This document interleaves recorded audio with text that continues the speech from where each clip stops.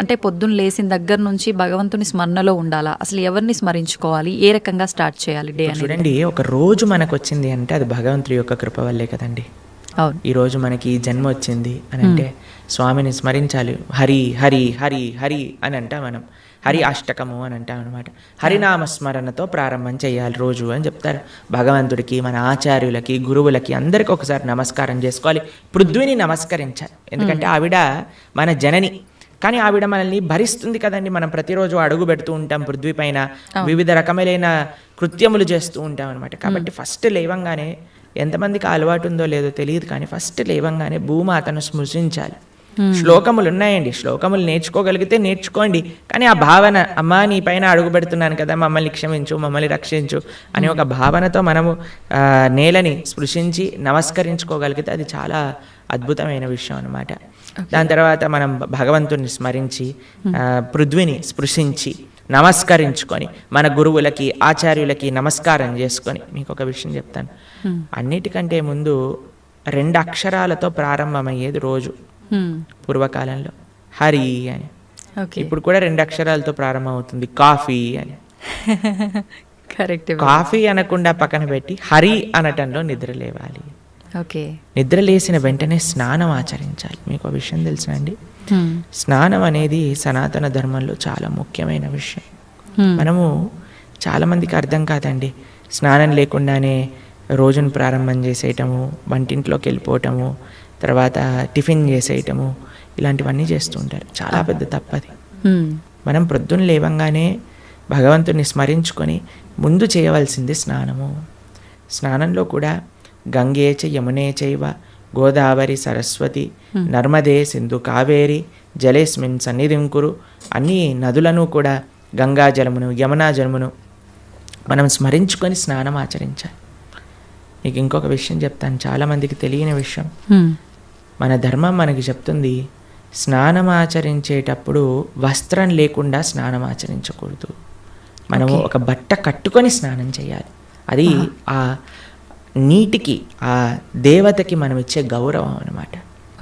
కాబట్టి స్నానం ఆచరించేటప్పుడు అపవిత్ర పవిత్రోవ సర్వావస్థాన్ గతోపివ యత్స్మరేత్ పుండరీకాక్షం సబాహ్యాభ్యంతర శుచి. పుండరీకాక్ష పుండరీకాక్ష పుండరీకాక్షాయ నమః. శ్రీ విష్ణు శ్రీ విష్ణు శ్రీ విష్ణు భగవన్నామ. ప్రొద్దున లేచినప్పటి నుంచి భగవన్న, స్నానం ఆచరించేటప్పుడు భగవన్నాం, భగవంతుడి ముందుకెళ్ళి భగవన్న, రోజంతా భగవన్నాం. ఎంత మనము భగవంతుడి యొక్క నామంతో మనము కనెక్షన్లో ఉన్నామనుకోండి, అంత మనకి స్పిరిచువల్ ఎనర్జీతో మనం రీఛార్జ్ అయిపోతాం అనమాట. మనకు ఆ స్ట్రెంగ్త్ వస్తుంది. మన రోజులో ఉండే ఆ ఒడిదుడుకులు అన్నీ ఉంటాయి కదండి, వాటన్నిటిని ఎదుర్కొనే ఒక శక్తి మనకి భగవన్నామస్మరణతో వస్తుందన్నమాట. కాబట్టి ప్రొద్దున లేచాక హరినామస్మరణ, దాని తర్వాత చక్కగా మనం చేయవలసినది స్నానం, దాని తర్వాత భగవద్ ఆరాధన. ఇవి చేసేసుకున్నాం అనుకోండి, మనం ప్రొద్దున లేవంగానే ఫోన్కి ఛార్జింగ్ పెట్టేస్తాం కదా, అలా మన శరీరం ఛార్జ్ అయిపోతుంది ఇవి చేసేసుకున్న.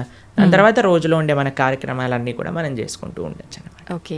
అయితే ప్రభుజీ, మనం ఆచరించే స్నానం ఎంతో ఇంపార్టెంట్ అని చెప్పి మీరు చెప్పారు. అది ఆచరించడం ఒక ఎత్తు అయితే సమయం కూడా ఇంపార్టెంట్ అని చెప్పి అంటుంటారు కదా ప్రభుజీ, ఏ టైంలో స్నానం ఆచరించాలి అని చెప్పి, అది ఎలా చూసుకోవాలి? మనము, మన శాస్త్రాలు చెప్తున్నాయి బ్రహ్మ ముహూర్తంలో నిద్ర లేవాలి అని. అంటే సూర్యుడు వచ్చే ముందు. ఓకే. ఇప్పుడు మీకు ఒక విషయం చెప్తాను. మీ ఇంటికి ఒక గెస్ట్ వస్తున్నారు అనుకోండి, సరే ఈరోజు మీకు పండగ రోజు మీరు ఏం చేస్తారు, అరే ఈరోజు పండగ త్వరగా లేవాలి, త్వరగా లేసుకొని కార్యక్రమాలన్నీ చేసుకొని నైవేద్యాలన్నీ తయారు చేసుకొని మనం త్వరగా ఈ పండుగని ముగించుకోవాలి, అమ్మవారి పూజ చేసుకోవాలని మీరు అనుకుంటారు, అవునా కాదా చెప్పండి.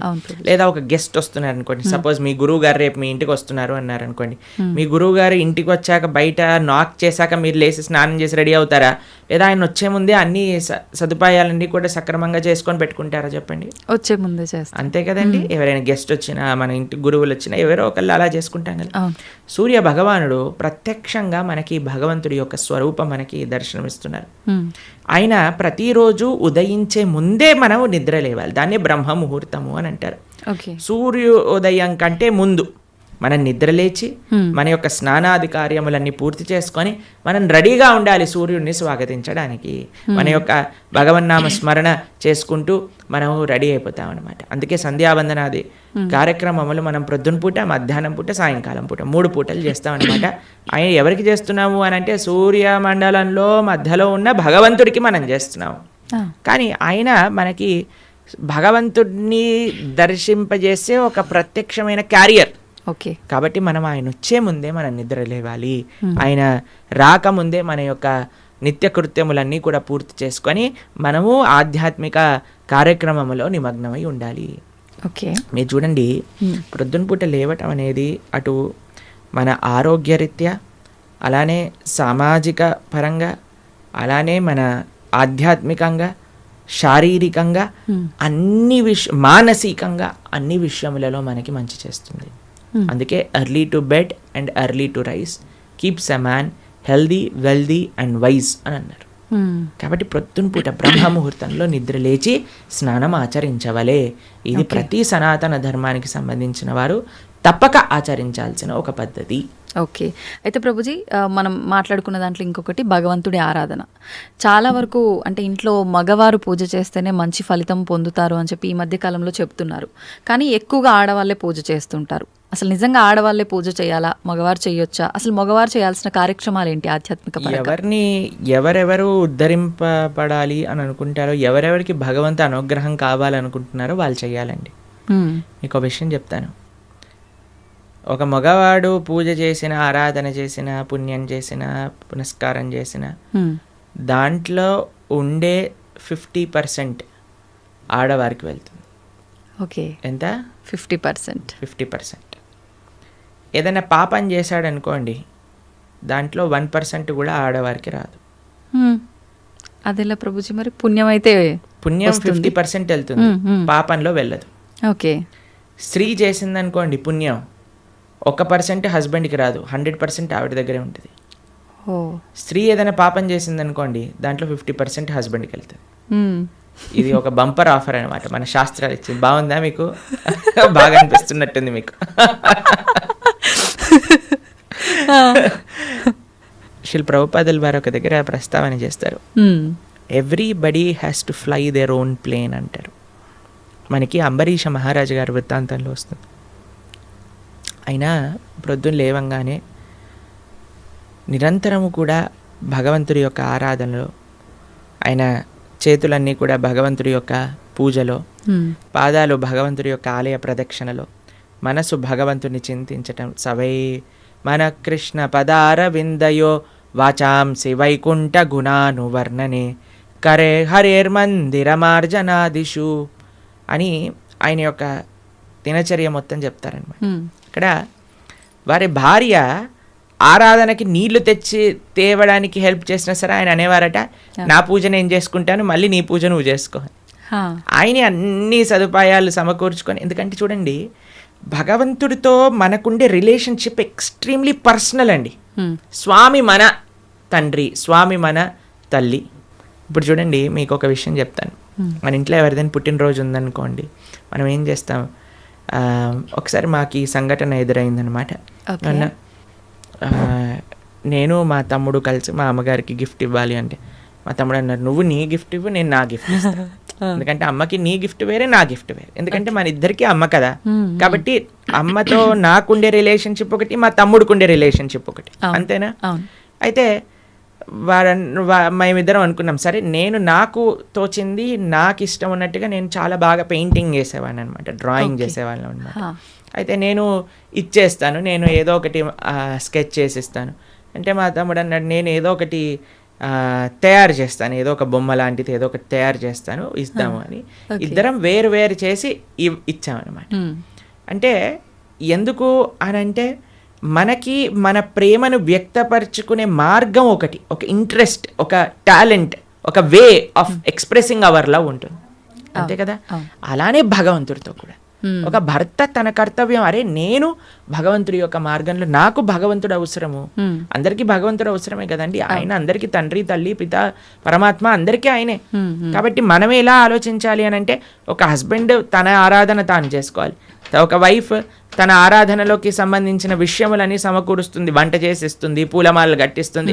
దాని తర్వాత వారి హస్బెండ్ వెళ్ళిపోయాక వైఫ్ తన ఆరాధన తాను చేసుకుంటుంది. పిల్లలు వచ్చి దండం పెట్టుకుంటారు, ఏదో అమ్మ నాన్నలకి ఇద్దరికి హెల్ప్ చేస్తారు. అందరు కలిసి ఆరాధన ఒకటి ఉంటుంది, ఒక్కొక్కళ్ళు కలిపి ఆరాధన ఉంటుంది అన్నమాట. కాబట్టి ఏదో స్త్రీలు చేస్తే ఇల్లంతా బాగైపోతుంది అనే భ్రమలో నుంచి బయటపడండి. మీకు 1% పుణ్యం రాదు. కాబట్టి జాగ్రత్తగా మీ పూజ మీరు చేసుకోండి, మీరు బాగుపడాలి అని అనుకుంటే. కాబట్టి పురుషులు తప్పకుండా ఆరాధన చేయాలి. పురుషులు ఆరాధన చేస్తున్నారు కదండి, స్త్రీలు వదిలేయకూడదు. పురుషుడి ఆరాధన పురుషుడికి, స్త్రీ ఆరాధన స్త్రీ, పిల్లల ఆరాధన పిల్లలకి, అందరికి. ఇప్పుడు చూడండి, ఇంటి పెద్ద తింటే మిగతా వాళ్ళందరికీ కడుపు నిండిపోతుందా? లేదు, ఎవరికి వాళ్ళు తినాల్సిందే. అంతే కదండి. మీరు అంటారు కదా, అయ్యా మీరు తినండి, అయ్యా మేము పర్వాలేదు, మీరు తింటే మాకు తిన్నట్టే అని అంటారా? లేదా మీ హస్బెండ్ వచ్చి అమ్మ నువ్వు తినేసేయి, నాకేం పర్వాలేదు, నువ్వు తింటే నేను తిన్నట్టే అంటారా? కాదు కదా. ఎవరెవరికి శక్తి కావాలంటే వారు వారు భోజనం చేయాలి. అలానే మనం కూడా మనకి శక్తి కావాలి, మనకి భగవంతుడి యొక్క కృప కావాలి అంటే మనం భోజనం చేస్తే ఎలా అయితే మనకి శక్తి వస్తుందో మనము ఆరాధన చేసుకుంటే అలా మనకి భగవంతుడి యొక్క కృప అనేది లభిస్తుంది. ఓకే ప్రభుజీ, చాలామంది ఏదైనా మంచి జరిగినా చెడు జరిగినా నా అదృష్టం బాగాలేదు, నా రాత ఇంతవరకే ఉంది, భగవంతుడు ఇలా రాశాడు అని చెప్పి అంటూ ఉంటారు. నిజంగా అంటే మన చేతిలో ఏముండదా మనం చేసే పనులను బట్టి మన లైఫ్ని డిసైడ్ చేసుకోవడం? భగవంతుడు పుట్టినప్పుడే అవన్నీ డిసైడ్ చేసి ఇలా అని చెప్పి చూస్తాడా? మనకి ఒక సర్కమ్స్టెన్స్ ఇస్తాడండి భగవంతుడు. చాయిస్ ఎప్పుడు మన చేతుల్లోనే ఉంటుంది, మనం ఏం చేయాలి అని. ఫర్ ఎగ్జాంపుల్ మీకు ఒక విషయం చెప్తాను. ఒకరికి ఇల్లు రాసుంది, ఒకళ్ళి ఇల్లు మీకు మీ జీవితంలో కలుగుతుంది అని రాసుంటుందండి. కానీ ఆ ఇంట్లో ఏం చేస్తారనేది మీ చేతుల్లో ఉంది. ఓకే, ఇల్లు వస్తుందనే వరకు మాత్రమే మన చేతుల్లో ఉంది. ఇంట్లో ఏం చేస్తాం, మనం ఒక చక్కటి పూజ చేసుకుంటామా, పునస్కారం చేసుకుంటామా, లేదా 10 మందిని పిలిచి మందు పోసి డాన్స్లు వేస్తామా అనేది మన చేతుల్లో ఉంది. మీరు కానీ మంచి ఆరాధన చేసుకున్నారనుకోండి, ఆ పుణ్యాన్ని బట్టి మీకు నెక్స్ట్ ఏమవుతుందో రాసింది. లేదు మనం తప్పు చేసామనుకోండి, ఆ తప్పు బట్టి నెక్స్ట్ కర్మ ఏర్పడుతుంది అనమాట. What is return is what you will get. మనకేం వస్తుంది అని, దాంతో మనం ఏం చేస్తాము అనేది రాసలేదు. అది మనకు వదిలేశాడు భగవంతుడు. మన విచక్షణతో, మంచి మనస్సుతో మనం దాన్ని ఆచరణ చేయాలి. అంటే మన చేతిలో ఉన్నట్టే 100% మన చేతుల్లో ఉంది. ఇప్పుడు అంటుంటారు కదా, పరిస్థితులను బట్టి, ఇంట్లో వాతావరణాన్ని బట్టే పిల్లల బుద్ధులు కూడా అని చెప్పి. ఇప్పుడు ఇది కూడా అలాగే భగవంతుడు మనకు ఒక ప్లాట్ఫామ్ ఇచ్చి వదిలేశారు, ఎలా అనేది మన చేతుల్లోనే ఉంది. ఇప్పుడు మీకు ఒక ఫోన్ ఇచ్చారనుకోండి, ఫోన్ ఇచ్చారు, ఫోన్తో మీరు ఏం చేయొచ్చు అనేది మీ చేతుల్లో ఉంది. ఒకళ్ళు ప్రవచనమైనా అయినచ్చు, లేదా పిచ్చి పిచ్చి సీరియళ్ళు సినిమాలైనా చూడొచ్చు. ఫోన్ రావటం మన చేతుల్లో ఉంది, దాంతో ఏం చెయ్యాలి మీ చేతుల్లో. ఇప్పుడు మీరేం చేస్తారు, పిల్లల్ని స్కూల్లో వేస్తారు, మంచి స్కూల్ చూస్తారు. అరే ఈ పిల్లలు మంచి చదువుకోవాలి, మంచి స్కూల్లో చదువుకుంటే వాళ్ళు మంచి మార్గంలోకి వెళ్తారు. కష్టమైనా ఏదైనా సరే, కష్టపడైనా సరే వాళ్ళని మంచి స్కూల్లో జాయిన్ చేస్తారు. మంచి స్కూల్లో జాయిన్ చేశాక వాడు చదువుతాడా లేదా అనేది ఎవరిపైన నిర్ధారణ పడి ఉంటుందండి? వాళ్ళపైన. ఒక స్కూల్లో ఒక టీచర్ 10 మందికి ఒకటే రాగంగా చదువు చెప్తుంది, కానీ ఒక్కొక్కరు ఒక్కొక్క విధానంగా చూసుకుంటారు. ఎందుకు? వాళ్ళ శ్రద్ధ బట్టి. ఓకే, అలానే మన జీవితంలో కూడా ఏమీ నీ దగ్గరకు వస్తుంది అనేది రాసి ఉంటుంది, దాన్ని ఎలా యూస్ చేస్తావు అనేది నీ చేతుల్లో ఉంది. ఓకే ప్రభుజీ, అంటే దీని ఆధారంగా తీసుకుంటే అంతా మంచిగా ఎక్కువ డివోషనల్ సైడ్ ఉండి అన్ని మంచి పనులు చేసి న్యాయంగా ఉన్న వాళ్ళు కూడా చాలామంది ఇబ్బందులు పడుతున్న వాళ్ళని కూడా చూస్తున్నాం కదా. మరి భగవంతుడు అలాంటి వాళ్ళకి ఎందుకు సపోర్ట్ చేయడంటారు? మీకు ఒక విషయం చెప్తాను, చాలా జాగ్రత్తగా ఆలోచించవలసిన విషయం. నిజంగా ధార్మికంగా, నిజంగా ఆధ్యాత్మికంగా ఉంటే వాడెప్పుడు నాకు ఇబ్బంది వచ్చిందని అన్నాడు. మీకు ఒక విషయం చెప్తాను. మా అమ్మమ్మ ఆవిడ పెద్దజీయర్ స్వామి వారి యొక్క శిష్యులు అనమాట. అయితే చాలా వృద్ధురాలు, 85 years దాటిపోయి ఉంటుంది. నడిచేటప్పుడు ఇలా వంగిపోయి నడుస్తారనమాట, మొత్తం ఇలా కిందికే చూస్తారు ఆల్మోస్ట్గా. చాలా ఆరోగ్యం అస్సలు బాగుండదన్నమాట. అయితే మాకు ఒకసారి ఫోన్ చేశారు. ఫోన్ చేశాక ఆవిడ రోజు ఒక 6-7 గంటలు భగవన్నామ స్మరణ చేస్తారు. విష్ణు సహస్రనామం రోజు 2 పూటలు చదువుకుంటారు, గీతా పారాయణ చేస్తారు, అన్నీ చేస్తారు. ఒకసారి నాకు ఫోన్ చేశారు, ఆ అమ్మమ్మ యొక్క ఆరోగ్యం అస్సలు బాగాలేదు, ఫోన్ చేసి ఆవిడ యొక్క ఆరోగ్యం బాగా అవ్వాలి, భగవంతుడికి ప్రార్థన చేస్తున్నానని చెప్పు అని అన్నారనమాట. అస్సలు అంటే అస్సలు బాగాలేదండి ఆరోగ్యం అప్పుడు. మేము ఫోన్ చేసి మీకోసం ప్రార్థన చేస్తామండి, మీ ఆరోగ్యం బాగా అవ్వాలి అని అంటే ఆవిడ అన్నారు, ఆరోగ్యం కోసం ప్రార్థన చేయాల్సిన అవసరం లేదు, ఈ ఆరోగ్యంలో తక్కువ ఎక్కువ అవుతూనే ఉంటుంది. నేను భగవంతుని ఎల్లప్పుడూ గుర్తుపెట్టుకోవాలి, మా ఆచార్యులు చెప్పిన విషయాలన్నీ మాకు గుర్తుండాలి, చనిపోయే చివరి క్షణంలో ఆ స్వామి యొక్క ఆ స్మరణ నాకు రావాలి అని దండం పెట్టుకో, ఆరోగ్యం గురించి దండం పెట్టుకోవాల్సిన అవసరం లేదు అని చెప్పి. నిజంగా ధార్మికమైన చింతన ఎవరికైనా ఉందనుకోండి, వారు ఎప్పుడూ కూడా నాకు వచ్చే కష్టం అని అనుకోరండి. వచ్చే ఒకటే కష్టం ఏంటో తెలుసా అండి, భగవంతుణ్ణి విస్మరించటమే నిజమైన కష్టం జీవుడికి. అది లేనప్పుడు ఏ కష్టంలోనైనా సరే భగవంతుడు కుంతిమారాని ఏమంటుందో తెలుసా అండి, అయ్యా నాకు ఇంకా కష్టాలు ఇవ్వు కృష్ణ అంటుంది. ఎందుకో తెలుసా, కష్టాలు ఇచ్చినప్పుడు నిన్ను గుర్తొస్తున్నారు, మాకు సుఖాలు వచ్చాయనుకో నిన్ను మర్చిపోతాం. కాబట్టి ధార్మిక చింతన ఉన్న ఏ వ్యక్తి కూడా కష్టం వచ్చింది అని అనుకోడు, ప్రతి ఒక్కటి భగవత్ ప్రసాదంగా స్వీకరిస్తారు. ఓకే, అది ముఖ్యమండి. నాకు ఎంతోమంది మీకు విషయం చెప్తాను. శ్రీల కదంబకానన స్వామి అని మా ఇస్కాన్లో ఒక స్వామీజీ ఉంటారనమాట. ఆయనకి 4th స్టేజ్ క్యాన్సర్. ఈరోజు టెస్ట్కి వెళ్ళారు, తెలిసిపోయింది, రేపు అడ్మిట్ అవ్వాలి డాక్టర్ అని చెప్పారు. మీరు ట్రీట్మెంట్లో ఉన్నారనుకోండి, 1 year మీరు హాస్పిటల్లో ఉండండి, మేము మీకు ట్రీట్మెంట్ చేస్తాం, ఒక 2-3 సంవత్సరాలు బ్రతుకుతారు మీరు అన్నారు. ఆయన అన్నారు, భగవంతుడు ఇచ్చిన జన్మ నాకు, దీన్ని భగవంతుడి యొక్క సేవలో వినియోగించుకోవాలి, 2-3 సంవత్సరాలు ఎక్స్ట్రా బ్రతకడం వల్ల ఏం చేసేది లేదు, కాబట్టి నేను బృందావనానికి వెళ్ళిపోతాను అని అన్నీ వదిలేసి బృందావనానికి వచ్చేసారు. సంవత్సరం పాటు అక్కడ పూర్తిగా తెలుసు ఆయనకు, ఒక్కొక్క రోజులో నా రోజు అయిపోతుంది, ఇంకా డాక్టర్స్ చెప్తున్నారు ఇంకా 10 రోజులు, ఇంకా 2 రోజులు, ఇంకొక రోజు మాత్రమే. బిందాస్గా కూర్చొని చేర్పైన వాళ్ళ శిష్యులందరికీ కూడా ఉపదేశం చేసి, కీర్తన చేస్తూ, భగవన్నామ స్మరణ చేస్తూ, విగ్రహాలు ముందే పెట్టుకొని రోజు ఆరాధన చేస్తూ, చివరి రోజు కూడా నవ్వుతూ బ్రహ్మాండంగా ఆనందంగా ఆ మృత్యు యొక్క ఒడిలోకి, అంటే భగవద్భక్తులకు మృత్యు రాదండి, శ్రీకృష్ణ పరమాత్మ డైరెక్ట్గా వస్తారనమాట. కాబట్టి కష్టం ఏమి కష్టం కాదండి ఈ ప్రపంచంలో. కష్టం వచ్చినా సరే అది మనం పూర్వజన్మ చేసుకున్న ఫలము. ఇప్పుడు మీరు ఆయన మంచోడు అని అంటున్నారు అంటే, లేదా మంచి చేస్తున్నారు అనుకుంటున్నారు, ఇంతకు ముందు ఏం చేశామో మీరు చూసారా? లేదు. మనం ఇంతకు ముందు జన్మలో ఏం చేసుకున్నామో మనకు తెలియదు కదా. కాబట్టి కష్టం వస్తుంది అని అంటే అకారణంగా కష్టం ఎందుకు ఇస్తాడండి? భగవంతుడికి ఏం పని లేదా? ఆయన ఇక్కడ ఉన్నారు కదా హైదరాబాద్లో మూసాపేటలో, ఆయన కష్టం ఇవ్వండి కొద్దిగా చూద్దాం ఎలా బాధపడతాడో అని ఆయన ఏమన్నా పైన వైకుంఠం నుంచి ఆ పని చేస్తున్నారు చెప్పండి? లేదు. ఆయన ఎందుకు అంటాడండి ఎవరికైనా కష్టం తెప్పించాలి అని భగవంతుడు ఎందుకు అనుకుంటాడు చెప్పండి? ఇప్పుడు మీరు చూడండి, చిన్నపిల్లలు ఇప్పుడు నేను బాగా అల్లరి చేశారనుకోండి, రూమ్లో వేసేస్తారు, వేసేసి లాక్ పెట్టేసి ఏడుస్తారనమాట పిల్లలందరూ. చాలా అమ్మాయి ఏమన్నా కావాల్సుకొని, అరే మా పిల్లవాడు బాగా ఏడుస్తున్నాడు అని ఆనందపడుతుందా అండి? ఎందుకు వేసింది రూమ్లో? తెలుసుకోవాలని, అల్లరి మానేయాలి, మంచిగా ఉండాలి బుద్ధిగా కదండి. అమ్మ ఒక కొట్టినా, ఒక మాట అన్నదా, తిట్టినా, రూమ్లో వేసినా, దేనికైనా సరే ఒక పనిష్మెంట్ ఎందుకు వస్తుంది? ఎందుకంటే మారి మంచి విషయములు తెలుసుకొని ముందుకెళ్తారేమో. భగవంతుడు కూడా మనకి ఏదన్నా ఇచ్చాడు అని అంటే, ఒక కష్టం ఇచ్చాడు అని అంటే, ఆ కష్టం నుంచి ఏం నేర్చుకోవాలి? Failures are stepping stones for success అని అంటారు. ఒక నష్టం జరిగినా, ఒక ఏదైనా సరే, అరే మనం ఇంకా ఇంకా ఇంకా భగవన్ నామస్మరణ ఎలా చేసుకోవాలి, భగవంతుడికి దగ్గరికి ఎలా అవ్వాలి. ఇప్పుడు మీకు ఒక విషయం చెప్తానండి.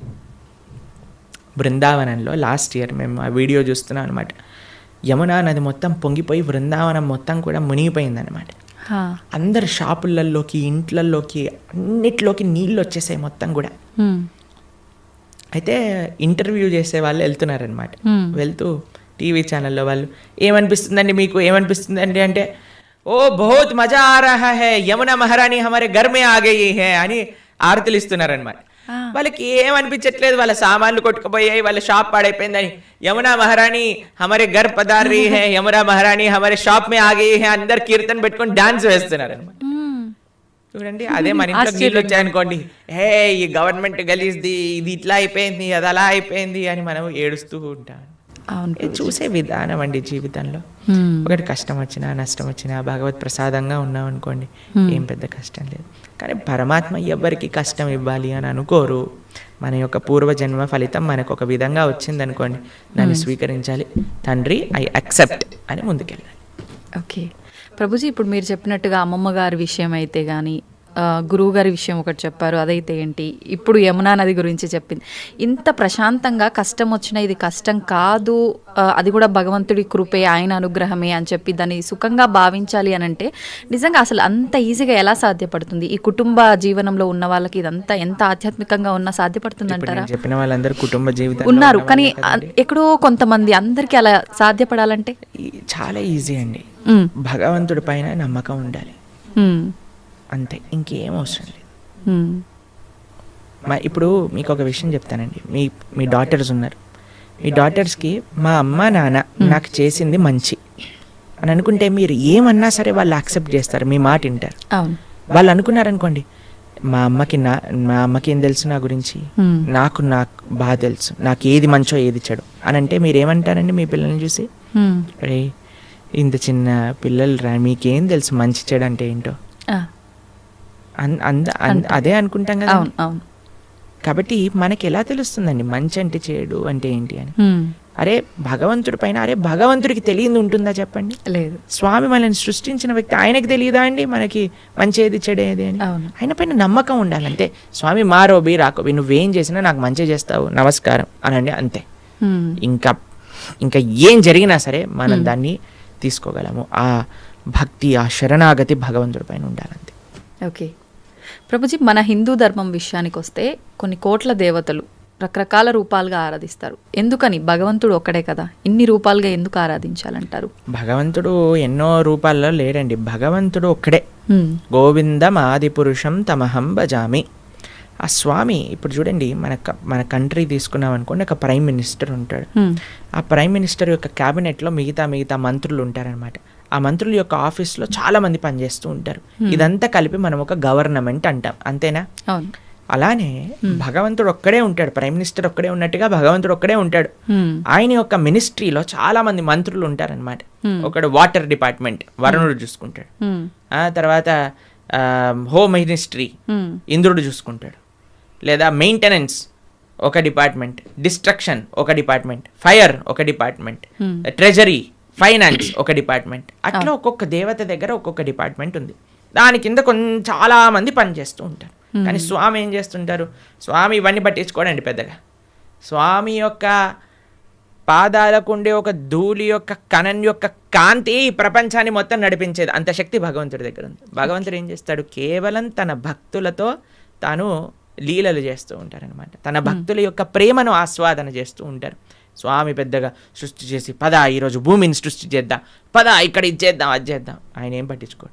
ఆయన తన భక్తులు ఎక్కడెక్కడ ఎత్ర గాయంతి మద్భక్త తత్ర తిష్టామి నారద, తన భక్తులు రక్షించుకోవడానికి, తన భక్తుల్ని కాపాడుకోవడానికి, తన భక్తుల యొక్క ప్రేమను స్వీకరించడానికి స్వామి చేస్తుంటారు. మిగతావన్నీ ఆయన సిస్టమ్, ఒక సిస్టమ్ పెట్టేశారనుకోండి, ఆ సిస్టమ్ నడుస్తూనే ఉంటుంది.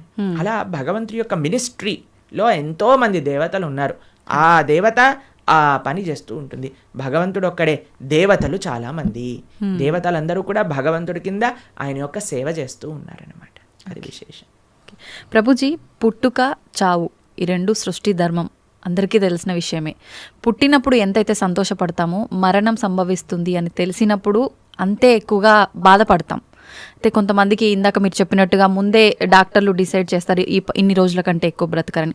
అలాంటి సందర్భాల్లో కూడా అసలు వాళ్ళు ఆ న్యూస్తో ఎక్కువ ఇబ్బంది పడి తొందరగా పోయే వాళ్ళు కూడా ఉన్నారు. అసలు వీటన్నిటి గురించి భగవద్గీతలో ఏం చెప్తారు? ఎవరికైతే తన పైన కాన్ఫిడెన్స్ లేదో వాడు భయపడాల్సిందే కదండి. మనం చేసిన పాపాలు, మనకుండే అనుబంధాలు ఎక్కువ ఉన్నాయనుకోండి, ఆ జీవుడు చాలా కష్టపడతాడు పోవడానికి. ఇప్పుడు అందరికీ భయం ఏంటండి? చావే కదా భయం.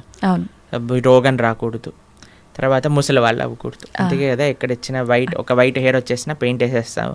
దాని తర్వాత మిగతా అన్ని మేకప్ డిపార్ట్మెంట్లు ఇవన్నీ ఎందుకు ఇంత ఫ్లరిష్ అవుతున్నాయంటే జనాలకి ఒకటే ముసలితనం వద్దు, రోగం వద్దు, చావద్దు. ఈ మూడింటిని తప్పించుకోలేము. ఇదే జీవితం అంటే. ఎంత మనం కవర్ వేసినా, ఎంత మనం ఏది చేసినా సరే మన యొక్క ఆ వయస్సు ముందుకు వెళ్ళిపోతూనే ఉంటుందండి. మనకి రోగగ్రస్తుని అవ్వాల్సిందే. కోటీశ్వరుడికి కరోనా రాదు, లేదండి మేము జస్ట్ మిడిల్ క్లాస్కి వస్తామంటుందా? అది ఎవరికైనా వస్తుంది. కంపల్సరీ బాధపడాల్సిందే. అందుకే ఈ ప్రపంచం అంటారు, ఈ ప్రపంచంలో అన్నిటినీ అడ్జస్ట్ చేయడానికి చూడకు అని అంటారు. జన్మ మృత్యు జరా వ్యాధి దుఃఖ దోషాను దర్శనం. ఈ దుఃఖములు అనేవి ప్రతి ఒక్కరికి ఈ ప్రపంచంలో ఉంటాయి. మనం ఆలోచించవలసింది ఏంటి అని అంటే, అరే ఈ దుఃఖాలే రాకుండా దీన్ని ఆపాలని ప్రయత్నం చేయక ఇది వస్తూనే ఉంటాయి, కానీ దీనికి పర్మనెంట్ సొల్యూషన్ ఏమిటి? ఇప్పుడు మీకు ఒక విషయం చెప్తాను. కొన్నిసార్లు శరీరం పైన పుండ్లు వస్తాయి, బాయిల్స్ అని అంటారు. వాటికి ఒక టెంపరీ ట్రీట్మెంట్ ఏంటి, డాక్టర్ దగ్గరికి వెళ్ళాను అనుకోండి, అది కట్ చేసేస్తారు ఆ ప్రదేశంలో, ఇలా ఒక ఆయింట్మెంట్ రాసేసి కట్టేసేస్తారు అనమాట. ఇక్కడ పోతుంది ఇక్కడ వస్తుంది, ఇక్కడ పోతుంది ఇక్కడ వస్తుంది, ఇక్కడ పోతుంది ఇక్కడ వస్తుంది, ఇక్కడ పోతుంది ఇక్కడ వస్తుంది. అది ప్రతిసారి వచ్చినప్పుడల్లా కట్ చేసేసుకొని ఆయింట్మెంట్ రాసేసుకొని పూసేసుకోవటం ఇదొకటి. లేదు ఇంకొద్దిగా డీప్గా వెళ్ళామనుకోండి, అసలు ఎందుకు ఇది వస్తుంది ఇన్ఫెక్షన్ అని అంటే బ్లడ్లో ఇంప్యూరిటీస్ ఉన్నాయి, సరే let me cleanse my blood, ఆ రక్తాన్ని క్లెన్స్ చేద్దాం అని ఆ క్లెన్జింగ్ ప్రాసెస్తో ఉన్నారనుకోండి, పర్మనెంట్గా అసలు బాయిల్సే రావు కదా. అవును, మనం ఏం చేస్తున్నాం, మరమ్మత్తు చేస్తున్నాం, చిన్న చిన్న మరమ్మతులు చేస్తున్నాం అనమాట. పుండిని ఊదుతున్నాం మనం, అరే పుండే రాకుండా చూసుకో అని ఆధ్యాత్మిక మార్గం చెప్తుంది. కాబట్టి మనం ఏం చేయాలి, ఆ బ్రహ్మభువనాలోక పునర్ ఆవృత్తినో అర్జున మాముపేత్యతు కౌంతయ్య పునర్జన్మన. భగవంతుణ్ణి ఆశ్రయించాలి, భగవంతుణ్ణి చేరుకున్న వాడికి ఎప్పుడు మళ్ళీ ఇలాంటి కష్టములు రావు. అందుకే జన్మ మృత్యు ఇవన్నీ కృష్ణుడు భగవద్గీతలు చెప్పారు. పుట్టిన ప్రతివాడు చావక తప్పదు, చచ్చిన ప్రతివాడు పుట్టక తప్పదు. ఎప్పటి వరకు? భగవంతుడి దగ్గరికి వెళ్ళనంత వరకు. అందుకే మన మానవ జన్మ యొక్క ప్రయోజనం ఏంటి అంటే స్వామి దగ్గరికి వెళ్ళి స్వామి యొక్క సేవ చేయటము. ఓకే ప్రభుజీ, భగవద్గీత అంటే ఇప్పుడు చాలా వరకు చనిపోయిన వాళ్ళు దగ్గర మాత్రమే వినిపిస్తోంది. అసలు ఏంటి నిజంగా భగవద్గీత అనేది ఆ సమయంలో మాత్రమే ఉపయోగించుకోవాల్సిన ఒక అంశం అంటారా? భగవద్గీత చనిపోయిన వారి దగ్గర పెట్టడంలో ఉండే అంతరార్థం ఏంటి అని అంటే, వీడు ఎలానో గీత నేర్చుకోకుండా వెళ్ళిపోయాడు, కనీసం మీరైనా మారండ్రా అని చెప్పే ఒక విషయం అనమాట. మీరు చూడండి, చనిపోయిన వాళ్ళ దగ్గర గరుడ పురాణాన్ని వినిపిస్తారు, తెలుసా మీకు ఎప్పుడైనా? గరుడ పురాణాన్ని పారాయణ చేయిస్తారనమాట ఎవరైనా చనిపోయారనుకోండి. గరుడ పురాణంలో ఏముంటుందో తెలుసా? నరకాలు ఎలాంటివి, ఎవరెవరు ఏ ఏ నరకానికి వెళ్తారు, ఏ ఏ తప్పులు చేయటం వల్ల ఆ నరకంలో ఏ ఏ శిక్షలు అనుభవించవలసి వస్తుంది అనేవన్నీ కూడా గరుడ పురాణంలో చెప్పున్నారనమాట. ఎందుకు చెప్తారు చనిపోయిన వాళ్ళ దగ్గర అంటే, మిగతా వాళ్ళైనా కనీసం ఇప్పుడు చూడండి, ఎక్కడికి రాకపోయినా వచ్చినా సరే చనిపోయారు అనేసరికి మొత్తం ఇంటిల్లిపాది ఒక దగ్గరకు వస్తుంది. అప్పుడు వచ్చినప్పుడు ఎప్పుడైతే వాళ్ళు ఈ విషయాలు వింటారో వాళ్ళ జీవితంలో పరాకుగా ఉంటారు అని అర్థం. ఓకే, కనీసం ఆ ఎక్స్పెక్టేషన్స్ అంటారు. ఇప్పుడు చూడండి, మన పోయినవాడు పోతాడు, తర్వాత మధ్యాహ్నం ఏంటి మెన్యూ చెప్పండి, ఏమి ఆర్డర్ చేయాలి క్యాటరింగ్ నుంచి అని అందరూ కూర్చొని సినిమాలు చూసుకుంటూ హ్యాపీగా 10-15 రకాలు భోజనం చేసి హాయిగా ఎవరింటికి వాళ్ళు వెళ్ళిపోతున్నారు. చనిపోయిన వాళ్ళ దగ్గర గీత చెప్పటంలో అంతరార్థం ఏంటి అని అంటే, వాడు పోయాడు, కనీసం నీ జీవితమైనా చక్క పెట్టుకో అని. ఓకే, కానీ చనిపోయినప్పుడు వినవలసింది కాదండి గీత. ఇప్పుడు మన గీత చదువుకుంటే మన రాత బాగుపడుతుంది, అందుకోసం గీత చదవమని చెప్తారనమాట. ఓకే, అది విశేషం. ప్రభుజీ, ఆలయాల విషయానికి వస్తే ప్రతి ఆలయంలో కూడా గంటలు ముఖ్యంగా మనకు కనిపిస్తూ ఉంటాయి. ఏంటి ప్రభుజీ గంటలకి ఆలయానికి ఉన్న సంబంధం? భగవంతుడి యొక్క నివేదన చేసేటప్పుడు గంటను మ్రోగించవలే అని ప్రతి దాంట్లో మనకు గంట ఉపయోగించరండి. కొన్ని కైంకర్యములు ఉంటాయి భగవంతుడికి, స్వామి యొక్క అభిషేకం చేసినప్పుడు అన్ని వాద్యములు కూడా గంటలో ఉంటాయి, గంట స్వరూపంలో ఉంటాయి అని అంటారనమాట. కాబట్టి ఆ గంటని భగవంతుడి యొక్క నైవేద్యములలో వాడుతుంటారు. స్వామికి నివేదన చేసేటప్పుడు గంటలు మోగుతూ ఉంటాయి. మీరు తిరుమల వెళ్ళారనుకోండి, టంగ్ టంగ్ టంగ్ టంగ్ అని మోగుతూ ఉంటాయి గంటలు, నైవేద్య గంటలు అనమాట. మీకు కృష్ణుడు ఒకసారి బృందావనంలో దొంగతనం చేయడానికి వెళ్ళారనమాట. అప్పుడు ఒక గోపిక ఏం చేసిందంటే అన్ని ఉట్టి కట్టేసింది, వెన్న మొత్తం కూడా కృష్ణుడికి అందకూడదని. తర్వాత కృష్ణుడు ఏం చేసేవాడు, ఉట్టి కడితే రాయి వేసేసాడు వాడు. రాయి వేయంగానే కుండకి చిన్న రంధ్రం పడేది, చక్కగా అక్కడ నుంచి మొత్తం వెన్న ఇలా ఫౌంటైన్ లాగా షవర్ లాగా వచ్చేస్తుంది అనమాట. కింద అందరూ పాలు పెరుగు వెన్న నెయ్యి అన్ని తాగేస్తూ ఉండేవారు. అయితే ఈ గోపిక కొద్దిగా తెలివైన గోపిక, ఇప్పుడు ఏం చేసింది తెలుసా అండి, ఈ ఉట్టితో పాటు గంటలు కూడా కట్టింది. ఉట్టిని ఊపారనుకోండి గంట మోగుతుంది, వెంటనే వచ్చి కృష్ణుడిని పట్టేసుకోవాలి.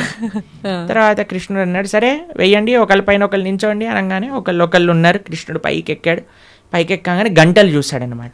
గంటలు చూసాగానే భగవంతుడు అన్నాడు, ఏ గంటలారా మోగకూడదు అని అన్నాడు. సరే స్వామి మీరు ఏం చెప్తే అది మోగం అని కూర్చున్నాయి అనమాట. కృష్ణుడు వెంటనే లోపల చేయబెట్టి బ్రహ్మాండంగా వెన్న తీసి అందరికీ పంచుతాడు. కృష్ణుడు ఎప్పుడు తాను తినేవాడు కాదండి, అందరికీ పంచేవాడు. మన భగవంతుడికి ఉన్న లక్షణమే అది, ఇవ్వటం తప్ప ఆయనకేం తెలియదు. ఇస్తుండేవాడు. తన స్నేహితులకు పెట్టేశారు, కోతులకు పెట్టేశారు, ఆయన దగ్గర ఉన్న వాళ్ళందరికి పెట్టేశారు. ఇంకా లాస్ట్కి ఆయన తినాలి అని నోట్లో పెట్టుకోగానే గంటలన్నీ మోగటం ప్రారంభం చేశాయి. ఆ గోపిక వచ్చేసింది, పట్టేసుకుంది. భగవంతుడు అనుకున్నాడు, ఆ గోపిక పట్టేసుకొని లాగేస్తుంటే, ఒరే గంటలారా చెప్పాను కదరా మిమ్మల్ని మోగద్దా అని, ఎందుకు మోగారు, ఇప్పటి వరకు బాగానే ఉన్నారు కదా. అయ్యా ఏం లేదండి మాకు అలవాటు కదా, మీరు నైవేద్యం స్వీకరిస్తుంటే మోగటామని, అందుకే మీరు తింటాం ప్రారంభం చేయగానే మేము మోగేసాము అని అన్నాయి అనమాట గంట.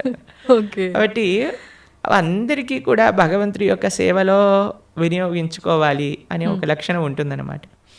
గంట భగవంతుడికి నివేదన చేసేటప్పుడు గంట మోగించడం, భగవంతుడికి కైంకర్యం జరిగేటప్పుడు గంట మోగించడం. ఎందుకంటే సర్వ వాయిద్యములన్నీ కూడా ఘంటానాదంలో ఉంటాయి అని మన శాస్త్రములు చెప్తున్నాయి అన్నమాట. కాబట్టి గంటను ఉపయోగించాలి మంత్రంతో పాటు, కైంకర్యంతో పాటు అని మనకు చెప్తారనమాట. ఓకే ప్రభుజీ, అలా అని ఊరికే ఆలయంలోకి వెళ్ళి టింగ్ టింగ్ అని ఊరికే ఎక్కడున్నా సరే ఏదున్నా పాపం భగవంతుడికి ఎందుకంటే డిస్టర్బెన్స్.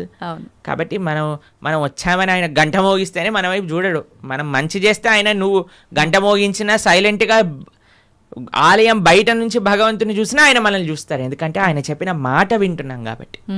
ఏం మాట వినకుండా టంగ్ టంగ్ సినిమాలలో గా రక్తం గారేటట్టుగా గంటలు కొట్టి మనం కింద బేవోష్ అయిపోవాల్సిన అవసరం ఏం లేదు. భగవంతుడి యొక్క అటెన్షన్ కావాలి అనుకుంటే మనం స్వామి యొక్క మాటలు, గీత, భాగవత, రామాయణాదులు మనం విని మనం దాని జీవితంలో ఆచరిస్తున్నాము అని అంటే స్వామి వెయిట్ చేస్తూ ఉంటారు. శ్రీల భక్తి సిద్ధాంత సరస్వతి ఠాకూర్ అని మా ఆచార్యులు ఆయన చెప్తారనమాట, don't try to see Krishna, serve Krishna in such a way that Krishna would want to see you అని అంటారు. ఆయన ఏమంటారంటే దేవుణ్ణి చూడాలి చూడాలి అని పరితపించకు, భగవంతుడి యొక్క సేవ ఎలా చెయ్యి అని అంటే భగవంతుడే నిన్ను చూడాలి అని అనుకోవాలి, అట్లా సేవ చేయటం నేర్చుకో అని అంటారనమాట వారు. కాబట్టి ఆ విధంగా మనం ఉండేటట్టుగా ప్రయత్నం చేసుకోవాలి. గంట ఆడవాళ్ళు కొట్టకూడదు పూజా సమయంలో హారతి ఇచ్చేటప్పుడు, కానీ పక్కన మగవాళ్ళు గంట కొట్టాలి, ఆడవాళ్ళు హారతి ఇవ్వాలని వింటూ ఉంటాం. నిజంగా గంట ఆడవాళ్ళు కొట్టకూడదు అంటారు? అలాంటివి ఏం లేదండి, భగవంతుడి యొక్క సేవలో అందరు సమానమే. ఇంకొకటి సేవ అన్నారు. భగవంతుడికి భక్తితో మనం చేసే పనులు ఇష్టపడతాడా, లేదంటే సేవ చేస్తే ఎక్కువగా అనుగ్రహిస్తాడంటారా? భక్తితో సేవ చేస్తే ఇష్టపడతారు. పూజల కన్నా సేవని ఎక్కువగా ఇష్టపడతారా? సేవ అంటే భగవంతుడికి చేసే ఆరాధన కూడా సేవనే. శ్రీ విగ్రహ సేవ అని అంటాం. భగవంతుడికి నైవేద్యం సమర్పణ చేయటం సేవనే, లేదా గోవులకి సేవ చేయటం సేవనే, 10 మందికి భగవత్ ప్రసాదాన్ని నివేదన చేయటం సేవనే, 10 మందికి భగవంతుడికి సంబంధించిన విషయములు చెప్పటం సేవనే, ఆలయానికి వెళ్ళటం సేవనే. కాబట్టి భగవంతుడి యొక్క భక్తులకి సేవ చేయటం సేవనే. ఎన్నో రకాల సేవలు ఉన్నాయండి. స్వామి యొక్క ఆరాధన సేవాభావనతో ఏమి సేవ అంటే ఏంటో తెలుసా అండి? ఇప్పుడు ఏదైనా అపేక్షించామనుకోండి అది బిజినెస్ అవుతుంది, సేవ అవ్వదు. తండ్రి నేను ఈ పూజ చేస్తాను, నువ్వు నాకు అది ఇవ్వు, సేవ కాదు, అది బిజినెస్. బిజినెస్ ట్రాన్సాక్షన్ మాత్రమే. సేవ అంటే నాకేం వద్దు తండ్రి, నేను నీకు చేస్తా, అది సేవ.